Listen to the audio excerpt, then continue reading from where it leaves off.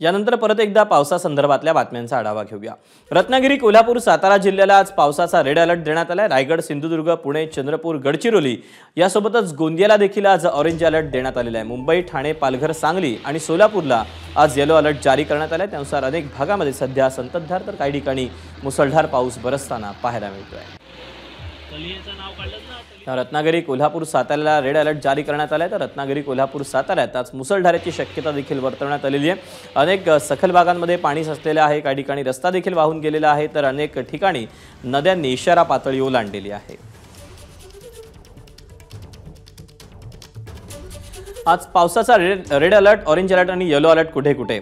तर रत्नागिरी, कोल्हापूर, साताऱ्यात red alert आहे, तर ऑरेंज अलर्ट आहे रायगड, सिंधुदुर्ग, पुणे, चंद्रपूर, गडचिरोली आणि गोंदियाला।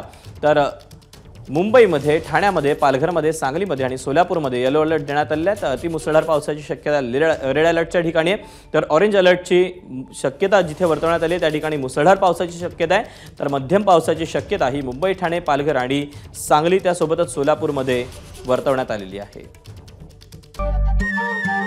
नमस्कार। मन शुद्ध तुझं ही वेगळ्याच प्रकारची मालिका तुम्हा सगळ्यांना खूप आवडली होती। याचा दुसरा सीझन कधी येणार अशी विचारणा झाली। प्रतीक्षा संपली आहे मित्रांनो, येतोय मन शुद्ध तुझंचा दुसरा सीझन। होई मन शुद्ध